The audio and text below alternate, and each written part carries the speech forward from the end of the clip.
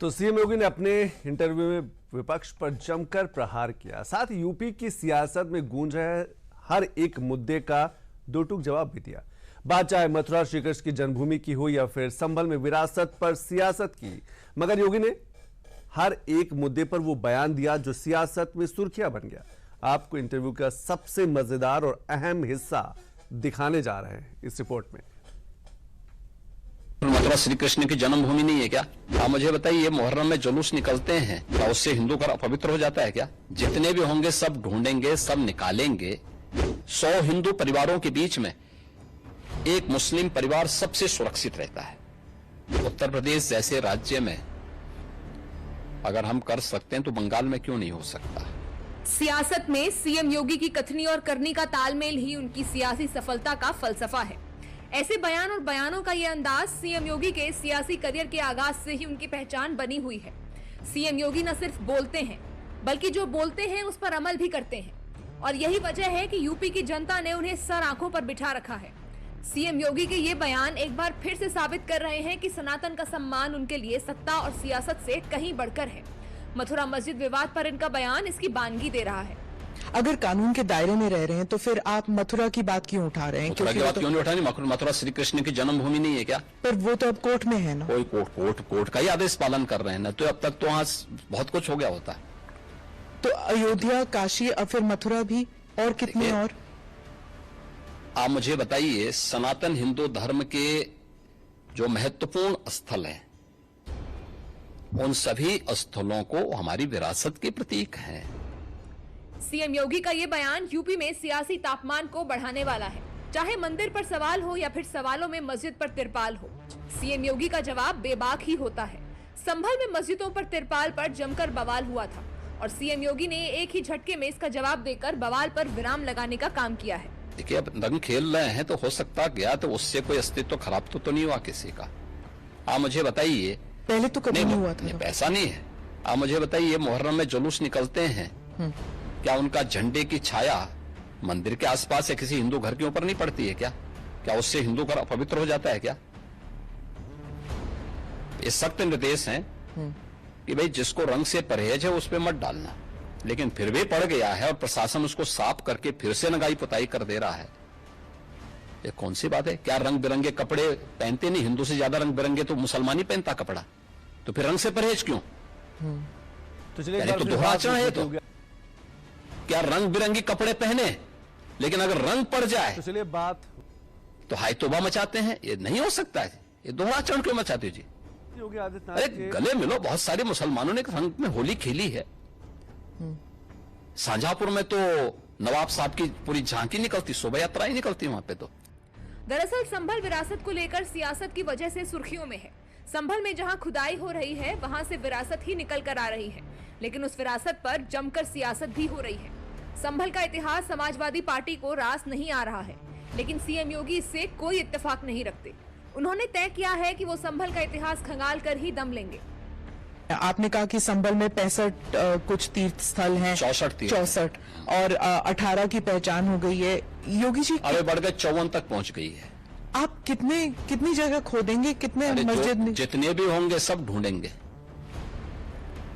जितने भी होंगे सब ढूंढेंगे, सब निकालेंगे और दुनिया को बोलेंगे कि भगवान ने जिसको आंखें दी हैं वो आके देखो तो क्या हुआ था संभल में। देखिए, संभल एक सच्चाई है, और मैं इसलिए नहीं कह रहा हूं भाई आपको उपासना विधि की पूरी छूट है, कहीं भी आप बनाइए, लेकिन आप तो इस्लाम के मुद्दों से ही भटक करके काम किए हैं। पर ये तो बन चुके हैं, अब बन नहीं चुके हैं। इस्लाम कहता है कि किसी भी हिंदू मंदिर या किसी हिंदू घर को तोड़ करके आपके द्वारा बनाई गई कोई भी इबादत गृह ये खुदा को स्वीकार्य नहीं। क्यों आपने बनाई? आप तो इस्लाम के विरुद्ध आचरण कर रहे हैं। पर आप तो कानून के दायरे में रहकर, कानून के दायरे में रह के सब काम कर रहे हैं। हिंदुस्तान की सियासत में सीएम योगी की पहचान सनातन के सम्मान को सियासी अरमान के ऊपर रखने वाले नेता के रूप में होती है, और इस पहचान पर कई दफा सवाल भी उठते हैं। सवाल यूपी में गैर सनातनियों की सुरक्षा के होते हैं, और ऐसे किसी सवाल पर जवाब के लिए सीएम योगी से ज्यादा मुफीद कौन हो सकता है? लिहाजा सीएम का जवाब ही सुन लीजिए।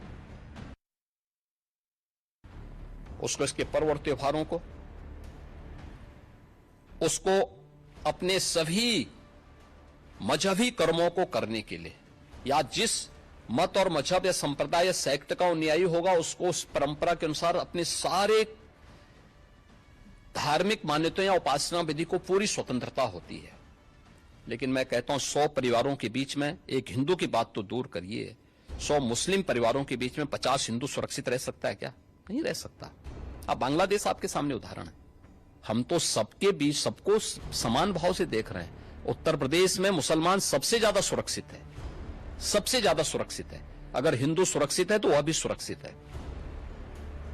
अगर दंगे यहां यूपी में होते थे जो 2017 के पहले, अगर हिंदू की दुकान जलती थी तो मुसलमान की भी जलती थी, हिंदू का घर जलता था तो मुसलमान की भी जलती थी। और 17 के बाद से दंगे बंद हुए। अगर हिंदू सुरक्षित है तो मुसलमान भी सुरक्षित है।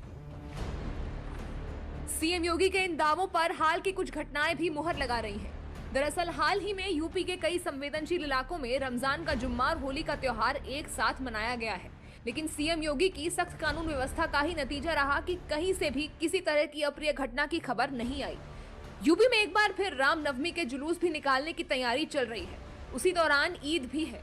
ऐसे में यूपी सरकार एक बार फिर से तैयार है। हम लोग समय समय पे प्रशासन के साथ बैठते हैं और पहले से ही इसके लिए एक SOP हम लोगों ने तैयार करके रखी हुई है। और उत्तर प्रदेश पहला राज्य है जिसने माननीय उच्चतम न्यायालय के ही निर्देशानुसार धर्मस्थलों के माइक को, जो उसके परिसर के बाहर आवाज आती थी, उसको कंट्रोल कर किया है या उसको उतारा है, कंट्रोल किया है इस संवाद के माध्यम से। यूपी सरकार के काम करने का तरीका पूरे देश के लिए नजीर बन चुका है। चाहे अपराधियों के खिलाफ जीरो टॉलरेंस नीति की बात हो या फिर उनके अवैध ठिकानों पर बुलडोजर एक्शन की। अब देश के कई अन्य राज्य भी योगी मॉडल को ही अपना रहे हैं। लेकिन सीएम योगी के बुलडोजर एक्शन सवालों के घेरे में भी आया था।